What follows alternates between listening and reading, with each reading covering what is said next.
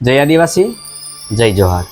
હું ચંદ્રકાંત વસાવા, સમસ્ત વસાવા સમાજ ગુજરાત કાર્યકારી પ્રમુખ, યુનો દ્વારા ઘોષિત વિશ્વ આદિવાસી દિવસની તમામ દેશના આદિવાસી ભાઈઓને મારી શુભકામના પાઠવું છું અને 9 ઓગસ્ટે તમામ દેશવાસીઓ આદિવાસી ભાઈઓ એકત્રિત થઈ, સંગઠિત થઈ અને સમાજના હિત માટે આ પર્વને એક રાષ્ટ્રીય પર્વ તરીકે જેટલા બને એટલા વધારે ભાઈઓ ભેગા થઈ અને ઉજવો અને સમાજમાં આપણે સૌ સંગઠિત રહીએ તો જ સુરક્ષિત રહીશું। અને યુવા મિત્રોને મારી એક નમ્ર વિનંતી છે કે આ 9 ઓગસ્ટે તમામ ભાઈઓ જ્યાં પણ તમને લાગે સમાજના હિત માટેનો પ્રોગ્રામ થાય છે એવી જગ્યામાં મોટી સંખ્યામાં ઉપસ્થિત રહો અને જે સમાજ માટે કામ કરે છે એવા લોકોને ઓળખો, એમને સપોર્ટ કરો એવી મારી તમને સૌને નમ્ર વિનંતી છે।